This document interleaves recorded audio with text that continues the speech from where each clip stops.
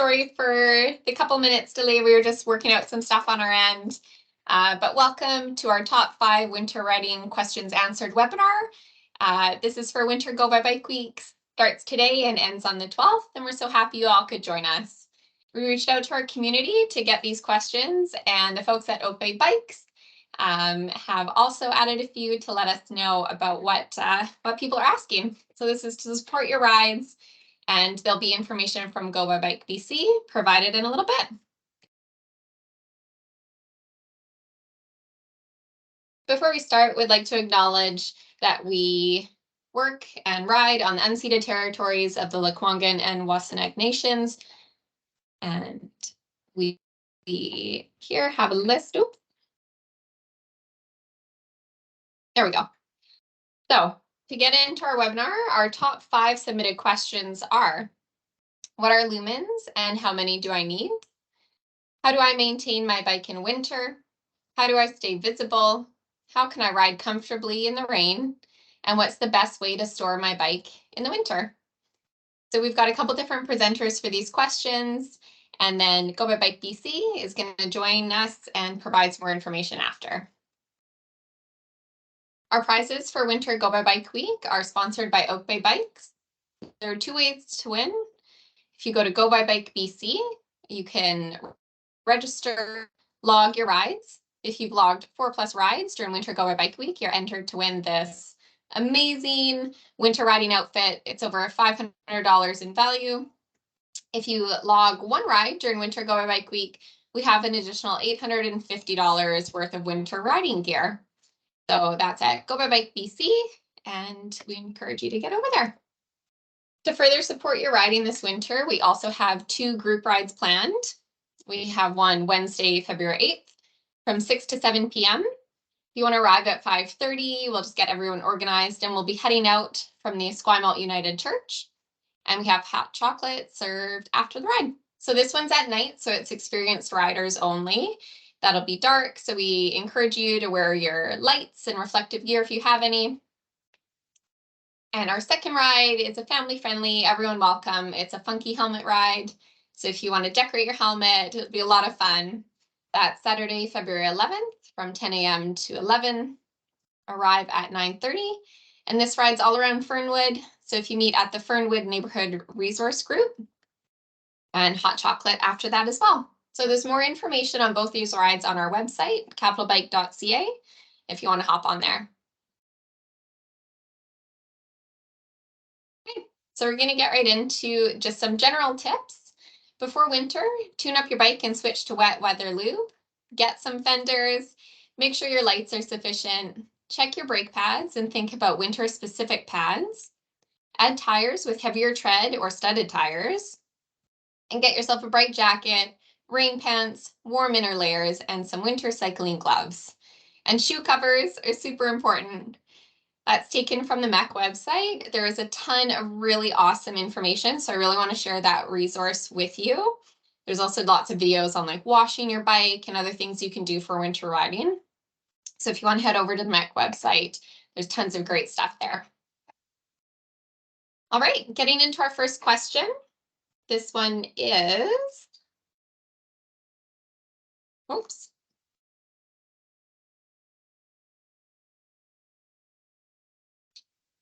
So that first question is, what are lumens and how many do I need? So I'm going to turn this answer over to Adam Kruper. Adam is our executive director. Hi, Adam. And he's going to get into a little more detail with you guys on this one. Hi, I'm not quite sure why the audio didn't work on that video. Sorry about that. We thought we nailed it. It's all good. So I want to thank everybody for being here today. Really appreciate you taking your time, Monday at noon. So what are lumens and how many do I need? So a lumen is a measure of brightness. So 1 lumen is equivalent to 1 candle flame. And so the more lumens, generally, the better. And so there are kind of 2 things that we want to think about lighting, and that is some lighting we just want to help us be seen by other road users, and then other times we want lighting because we want to be able to see anything that's around us. So to be seen, somewhere, honestly, you can actually go down to probably 20 lumens, but somewhere between 40 and 80 lumens is a really good amount of light to be seen. You want, obviously, a front light and you want a rear light. You want a rear light because if someone's in an automobile and they're coming up behind you on a roadway, you definitely want them to be able to see you so that they can give you enough space when overtaking you. It's pretty amazing how when we're riding on roads, we see the street lighting and our eyes adjust to that amount of light, and everything is generally really nice and clear. But from a driver perspective, because they have these 700 plus lumen car lights, they have a really hard time seeing anything that's not within the scope of those beams. And so if we're, and a lot of us wear gray or black or dark blue, and that makes us basically invisible. So having a nice, medium brightness rear light and even a medium brightness front light just makes us visible, especially if, let's say, we're approaching an intersection and there's an automobile at the stoplight trying to decide whether they should cross that road or make a left or right turn. Having a light on the front of your bike will allow them to see you and make a judgment about whether it's safe to move from that stop point. One quick note that we like to point out is when you have a strobing front light, it actually makes it harder for others to judge your distance. And that's because in order for us to see depth, we need a consistent frame of reference. And when that frame of reference is flashing, it's harder for our brain to process and make a judgment about how far that is. So we always recommend keeping, at the very least, your front light on steady, and your back light on steady as well. Anywho, so we talk a little bit more about lighting. And so, if we're on city streets, because of the street lighting, a weaker light works just fine. But if you go on the Galloping Goose or the ENN or the Lochside Trail, most of those trails are not lit. And for some reason in Victoria, we have this deep, inky black darkness in the wintertime, and it just seems to absorb all light. So you definitely want something more powerful for the front. The rear is okay on trails because people seeing behind you isn't quite as important. But for you as a user, our trails are lovely and windy and twisty, which makes them fun to ride. But there's also those bollards in the middle of the pole of the trails at intersections sometimes. It can be a real hazard. So you want to have a front light that really helps you see the objects in front of you. And so we recommend a minimum of 120 lumens on the front. You can go from there. The sky is the limit. As we say, you can actually buy 1,300 lumen lamps for the front of your bike, but those become heavy and unwieldy. You end up having to carry separate battery packs. So it can be a little bit of annoying, but you can get a good 300 lumen light that does a fantastic job. When you're riding with 300 lumens, it feels like you do have a car headlight. Now, just a quick note is you get something that's 120 and you're generally good. Kind of the way it works is the more powerful light that you have, the more, of course, it lights up. But how do I explain this? But if you're just cruising on a basic trail, riding mostly in straight lines, 120 lumens will do because it will light up far ahead of you enough that you can see what's happening. But if you're going through sections where you're going on trails, there's routes and there's twists and turns, having a brighter light will cast that light further up the road or up the trail and allow you to better predict what's happening and make better decisions. And one last note I'll make before we move on to the next question is about lighting. And just something that gets be aware that not all lights are created equal. And so you could have two lights that both say they're 200 lumens, but there's a difference in terms of how they throw the light. A good quality light, as we can see in the photo here, will primarily light up the road or trail in front of you. A poor quality light will throw the light everywhere. It'll light up the trees. It'll light up the sides of buildings. It'll light up traffic signs, and that's not helping you. Because when you're riding, what's most important is that you can see the road ahead of you, not the tops of trees. So, so it's just something to consider. It's worth asking the salesperson, is this a focused beam, and is the beam focused on on what you need to see as a cyclist? So those are the kind of the short answers for lighting. And of course, I'm sure everybody here knows that BC law does require us, because we're all riders, to have a light 30 minutes before dark and 30 minutes before the sun comes up. And that's because dawn and dusk is when the levels of contrast, our visual, our ability to, like the angle of the light makes it difficult for us to distinguish and see contrast. And so that's why the lighting is required at those times. Awesome. Thanks, Adam. Okay, next question. And sorry, I'm not sure if the audio is playing for you guys, so I will play the video and then I'll make sure to ask the question.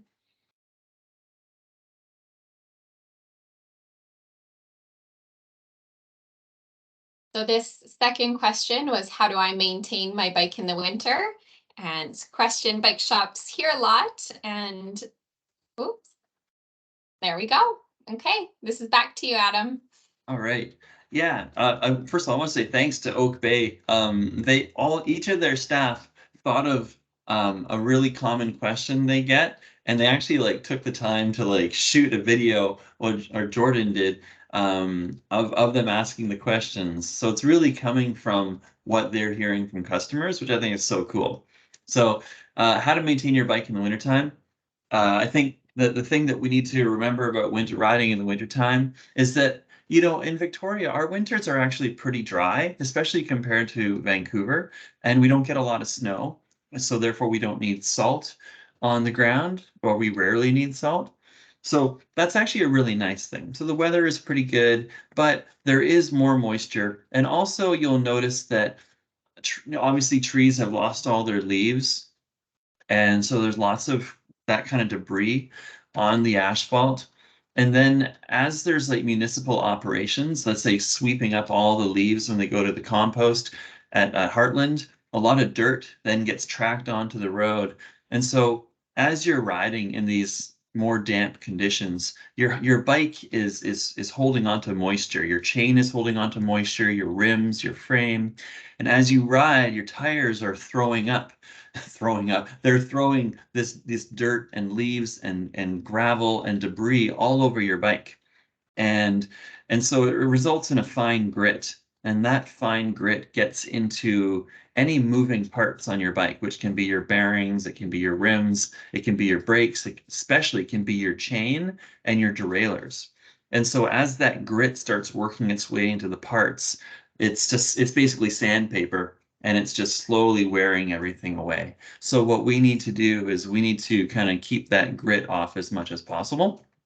And so the one thing that holds the most grit and is most vulnerable to wearing out is your drivetrain, because you've got your cogs in the front, your cogs in the back, and then your chain and all the doohickeys in your derailleurs. So you basically want to keep your chain as clean as possible. So I would recommend cleaning your chain once a week. If you've got the energy and the will, do it once a week. And it's a really simple process.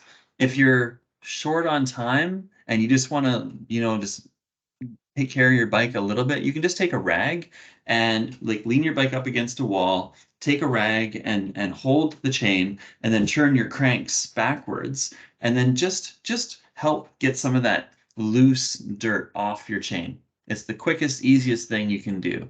And if you have a bit more time, get a bit of lube and lube every single link on your chain. Just take the time and link until the whole chain's got a little bit of lube on it. And then let the chain spin a few times so that the lube gets a chance to get into the bushings. And then take your rag and spin that crank set and watch all the dirt come out of your chain. You're going to be amazed at how disgusting it is. But you do that, and it will extend the life of all the parts on your bike, everything. And the next big thing that you can do is taking your rims. And for people who have disc brakes, this isn't as important because the pads on your disc brakes are doing all the work. But if you have rim brakes, you definitely want to take your rims and just kind of clean them off. That'll really save your brakes and your brake pads. You will notice that throughout the wintertime, your brake pads are going to be wearing down about twice as fast as normal. Even if you have disc brakes, your pads are going to be wearing down about twice as fast as normal because of all the grit. It's just like sandpaper. So if you got rim brakes, you want to clean those rims. But here's a tip.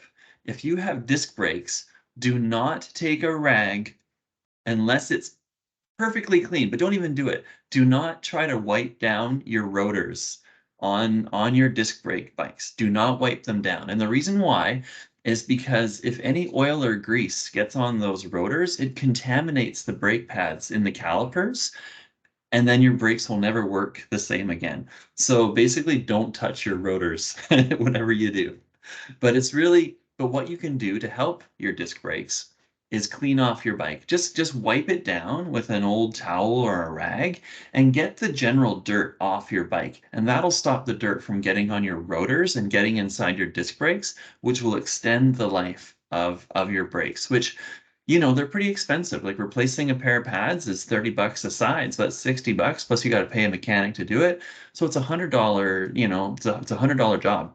So keeping your bike clean really does pay for itself. And another quick thing I'll just note is it is better to keep your bike inside than keeping it outside. Keeping it outside keeps your bike exposed to all the moisture that's just in the air, and that causes it to rust. So if you have the option of bringing it inside, you should really do that because that also helps just extend the life. And as it's noted down here, there are tons of great videos out there on YouTube on how to clean your bike, like quick, 5-minute clean videos. And once you get in the hang of it and it becomes part of your routine, it's going to be no problem. And your bike will be really happy for it. Awesome. Thanks, Adam. So we've got our next question coming up. And I think, Patty, I think you're online there. We've got you up for answering the next one. So I will play the question and then you could share your screen.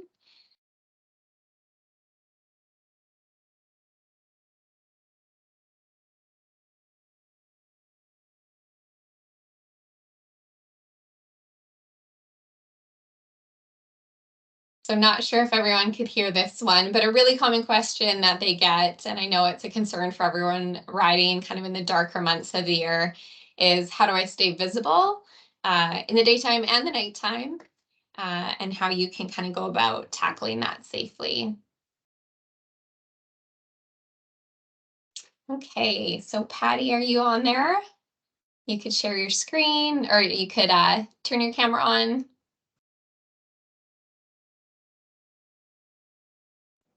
Okay. There we go. Hi, Patty. Yeah. Thank you. Can you hear me okay? Great. So it's got this answer is for the visibility one. Is that the one I'm doing? It is, yeah. Okay. So it is very important to be very visible because as you know, when you're driving, it's hard to see a lot of these cyclists without all their lights. So visibility is a huge thing. So you need to have lights, as many lights as you can, lights on your bike. I have a light, I don't know if you can see this, on my helmet, and you can get helmets that have bike lights built right into them now. So those are very good to have. And you can get visibility strips on all your clothing, like all over the place, like the guy in the picture, on your jacket, on your pants, on your panniers, on your gloves. I don't know if you can see that. Booty covers have strips on them. Everything should have a little bit of extra reflective visibility strips on them. And front and back, you should definitely have lights and extra reflective reflectors, like on your spokes, on your back of your seat, wherever you can find anything, just put a reflective anything, all your panniers and extra gear. Yeah, and all the lighting was already taken over by Adam. Adam did that, so that's pretty good. As it says here, point your bike legs down because you don't want to blind people coming from the other direction. But otherwise, any other questions or? We could do some questions at the end, maybe. Sure, okay. Sure. Okay, that's great. And we will be saving all this information and we'll be posting the video online so people can go back and look at all these points as well. So I'll take us on to our next one, and it's you as well, Patty, so stick with us. Okay.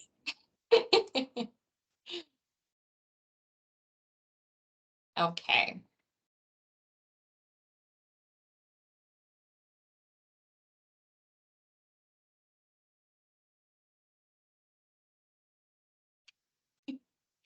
So again, not sure if everyone can hear this. We're having some problems with our video. But this is Alexa from Oak Bay Bikes, and she is asking, how can I ride comfortably in the rain? We're in Victoria and it rains a lot here. And this is a question they get super often, and I know we're all wondering about. So here you go, Patty. So again, it's about clothing and it's about layers. It also depends on what you're going to do after when you get to your destination. Like if you're going to be active, you don't want to be overly warm or sweating. So if you have like real rain gear, like real waterproof rain gear, it might be too warm for that activity. Like if you're going to go gardening or whatever you're going to do after. If you're just going to be sitting, like sitting in a restaurant or sitting in a movie theater, you might want to have extra stuff on. So I always have one of these, a buff thing to put on your neck. You can always use it as a toque or just a neck thing to keep you warm, wrap your hair up, whatever you want to do. So I always have that. I have extra layers on, like I sometimes have 3 different layers underneath my jacket just to keep warm or not, depends on what you're going to do. Some jackets have underarm zips here. They seem to be making them less and less because zippers also weigh. So I think that's why they're not as abundant anymore. There used to be lots of jackets with underarm zips, but they're hard to find. Gloves are very important. It's good to have grips on the inside of your gloves. And this one's not really visible, but these are actually pretty waterproof gloves. They look like gardening gloves, but they work well. They're pretty visible. And it's important to stay somewhat dry, more dry than not. If you tend to be a warm person, you can just have water resistant clothing, and that's probably good enough. What else? So people have helmet covers. You don't have to have all these things. You have booty covers. Did I show you those before? These things that put around your shoes, and they have reflective things on them, and they mostly just Velcro on or zip on. I also have various panniers. Some are very, very waterproof so that you can bring more clothing or, pack along whatever you want to take in your pannier to be warm at your destination. So, yeah, the more waterproof, the better. That's great. Thanks, Patty. Patty's one of our cycling instructors. So if you've taken a course with us, chances are you've seen her. Thank you so much, Patty. Appreciate it. Okay, so we're going on to our 5th question. This is, what is the best way to store my bike in winter? Yeah. There we go. So this one I'm going to tackle. There's a bunch of pictures here to give you some good options, but the biggest thing is you want to avoid surface resting. So you try and store it indoors or in a garage is obviously the most preferable. There's some really good systems for hanging, supporting, or storing your bike. So there's great wall clips, things that take up very little space, and it just gets your bike out of the elements. It's great to wipe down your bike before you bring it inside. If you give it a quick dry, it'll really prevent that rust while you're storing it inside. So you can go back to some of those maintenance tips that Adam shared, or that's a good like really short videos you can look up to give you some ideas of how to wipe it down.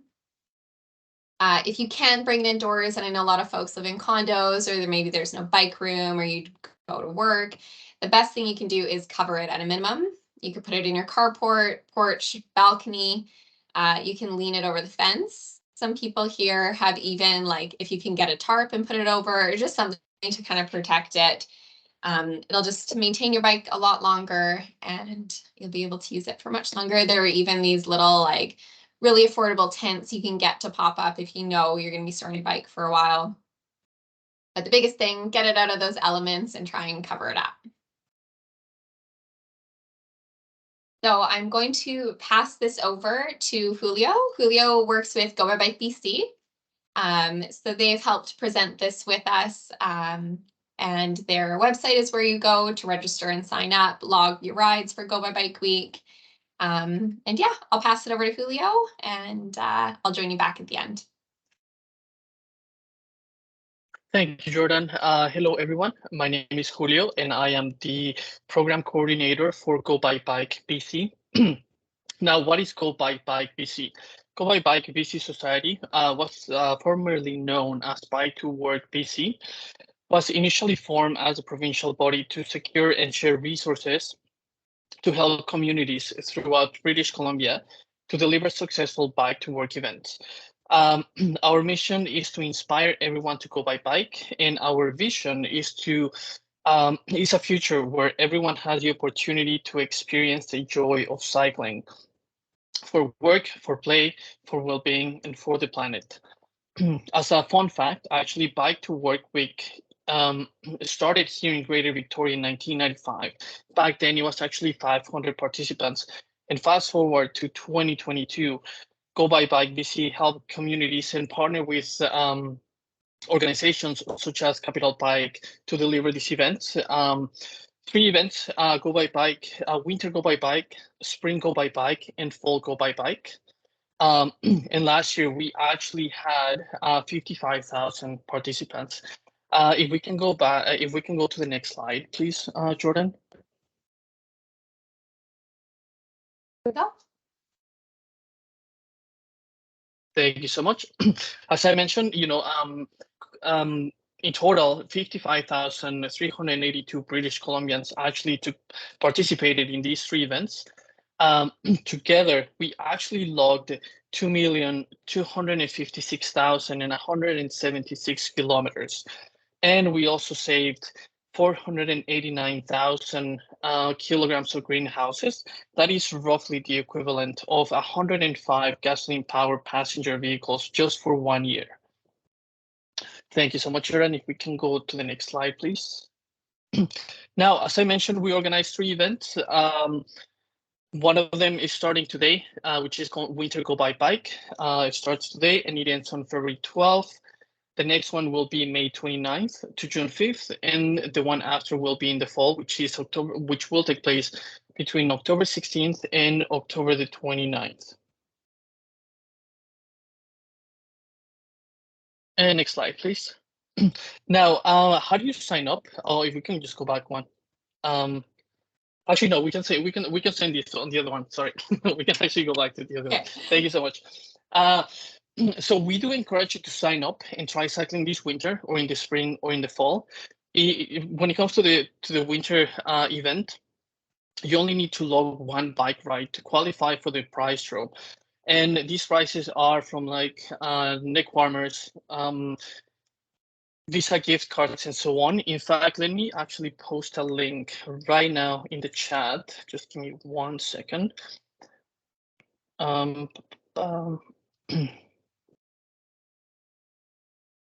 I'm gonna post this link in the chat. Anybody who joined the webinar, if you want a free seat cover for your bike, please fill out this form, and then we will mail it to you. So what do we do with this data? Obviously, with this data, we can actually present to the government, like the provincial government and other levels of government, and flag, areas where like infrastructure is needed, and promote these events across the province. How do you sign up? You can sign up on gobybikebc.ca, or if you have your smartphone, you can scan this QR code, it's gonna take you straight to our website. Yeah, if we can just go to the next slide, please. And I want to take a moment to thank our sponsors and also our partners such as Capital Bike for organizing these amazing events. When it comes to our sponsors, we do have the provincial government, BC Hydro, ICBC, BC Transit, Exodus Travels. Together, we will continue to inspire and encourage people to use their bikes as the preferred method of transportation. We are committed to ensure that everyone, regardless of their age, ability, gender, or economic status, is able to discover the joys and the innumerable benefits of cycling. Thank you so much again, Jordan and Capital Bike, for putting this webinar together. Very much appreciated. Great, thank you so much, Julio. So just want to encourage everyone to go to gobybikebc.ca to sign up now for our winter Go By Bike Week webinar. So we run February 6th, which is today, until the 12th. We have 2 other really exciting ways for you to engage in the week this year. We have 2 great group rides, one happening on Wednesday, one on Saturday.